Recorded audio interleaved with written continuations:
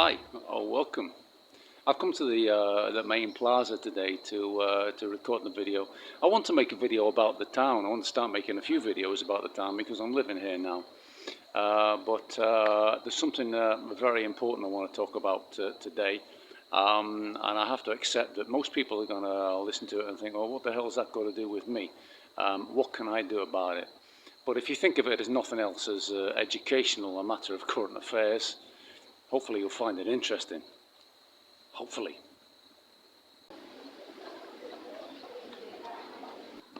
One of my favourite movies of all time was released in 2002. It was directed by Roman Polanski. It was called The Pianist. It was set during World War II in Warsaw and basically covered the treatment of the Jews by the Nazis. With the main character being played by Adrian Brody. It's a harrowing movie to watch, of course. It's Holocaust. Of course, the German army, they overwhelm the Polish defence forces. They arrive in Warsaw, and almost immediately they start to pick on the Jews. They start to take their bank accounts, then they take all of the possessions, all the property, then they round them up and they send them off to live in a ghetto, and then eventually they round up most of the Jews, stick them on trains and send them off to the death camps.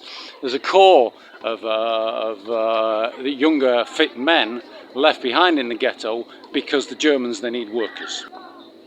So every morning the Germans will show up to march the Jews to their places of work.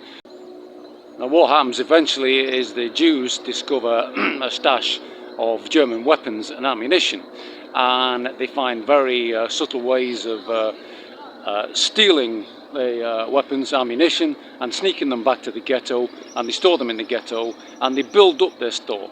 And eventually, by 1943, when they've got a big enough cache of weapons, then one morning, when a troop of German soldiers is marching past, they open fire. As soon as word got round what had happened, all of the Jews and the outside world rejoiced. What I didn't realise is that was actually a depiction of a true event. It did actually happen in 1943. It became known as the Warsaw Ghetto Uprising. Now, of course, the Germans brought along reinforcements. They broke into the ghetto. They killed... pardon me, still recovering a little bit. They killed half the rebels, the other half were put on trains and then sent off to the death camps. So what did they achieve? What they achieved really was pride. They did something. They didn't just sit back and tolerate having the German boot on their face. Yeah?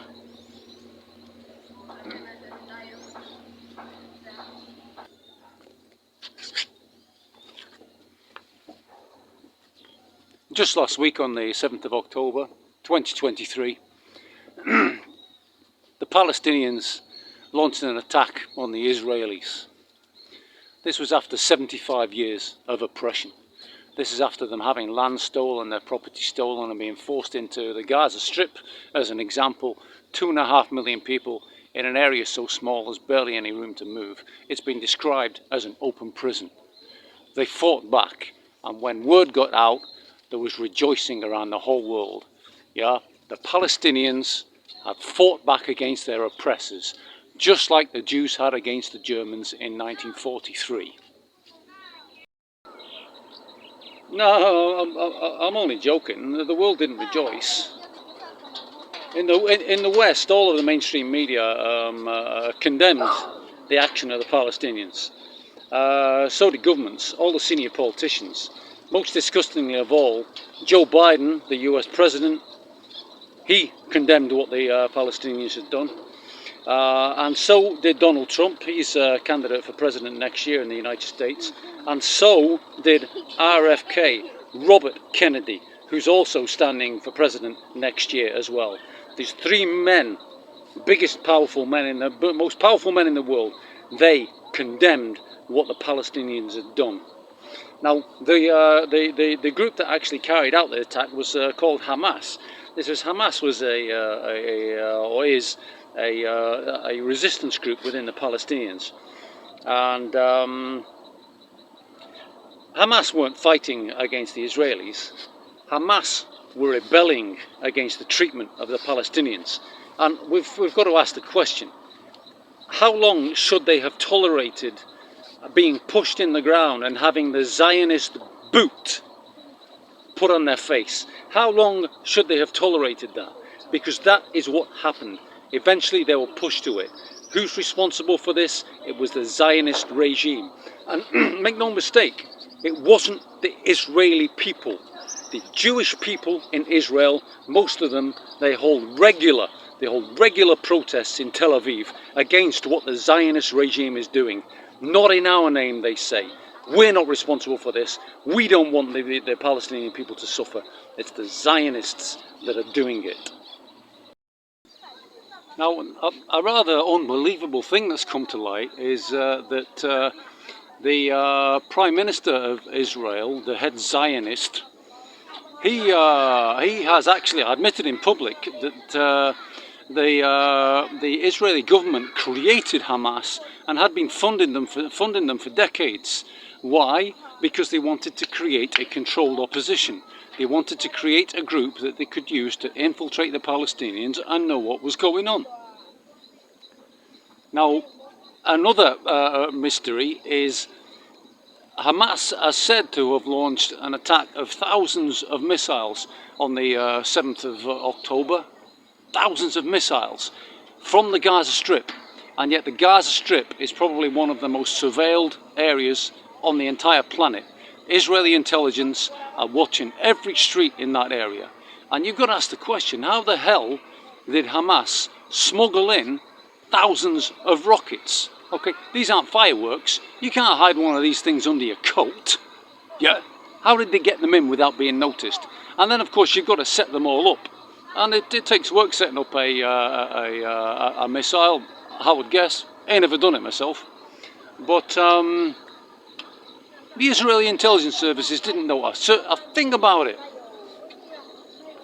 So you start adding all these things up together and you start to wonder whether the attack on Israel by Hamas wasn't actually engineered to give Israel the excuse to start this conflagration. Maybe?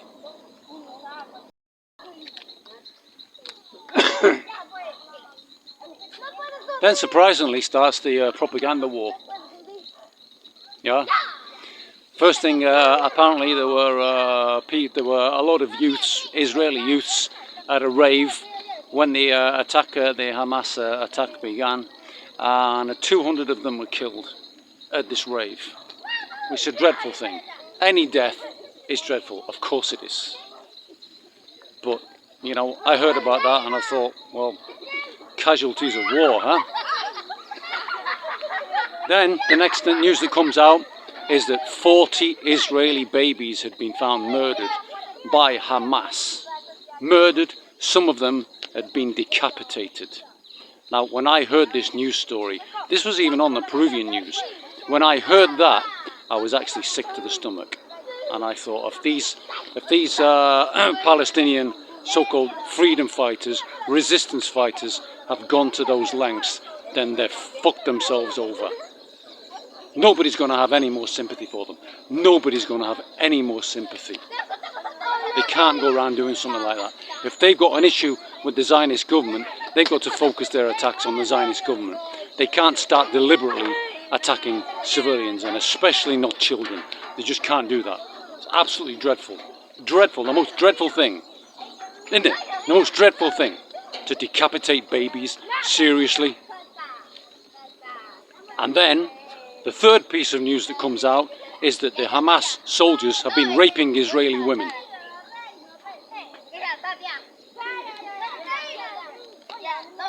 It reminds me of World War I, back in 1917, when the Americans wanted to get their population behind America getting involved in the war and fighting against the Germans. They put propaganda out that the German soldiers had been going into hospitals and taking babies out of incubators and leaving them to die on cold floors, and that they'd been raping nuns. And it became known after the war was over that that was just propaganda. It was lies to get people fired up to think how evil the German soldiers were. And we've got to go over to Europe and we've got to get rid of every single one of them. That's what was happening in Israel with these 3 items of propaganda. None of those 3 stories, the youths killed at the rave, the babies killed, the women raped, none of them have been corroborated. The story of the babies being killed came from an Israeli officer and was reported. The Israeli officer, talked to a female reporter. She made a report saying what she'd been told, and that was picked up by the press all around the world. And get this, Joe Biden actually held a press conference when that news came out to express how disgusted he was.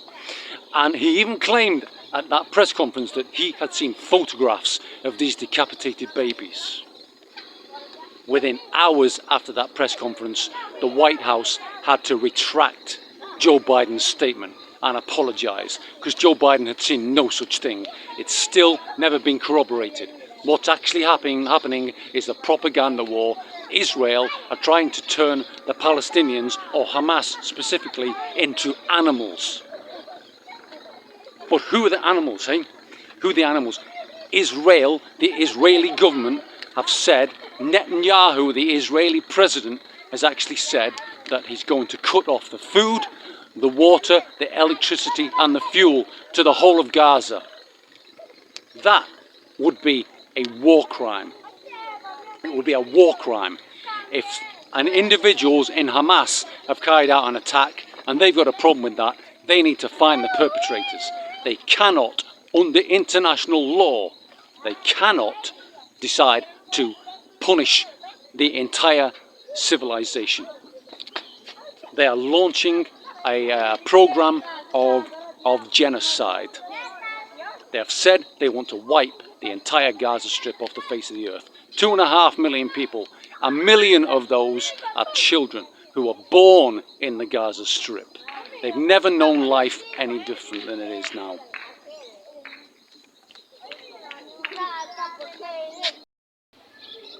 So back to a couple of perfectly reasonable questions. First one is, well, why should we care? This is happening over in the Middle East. And the second question is, what the hell can I do about it? Well, I think we all need to be talking about this. We all need to make sure that people get educated. Most people just think Middle East, Israel, oh, there's no solution. And they don't really know what's going on there. Now, once the governments start to get wind that the population is against what's being done there, maybe they're going to change their tack and start to put pressure on the Israeli government. Maybe. But probably more important than that is the fact that the United States has already sent 2 aircraft carriers and a load of support fleet. Even the British Navy have sent warships over to the area.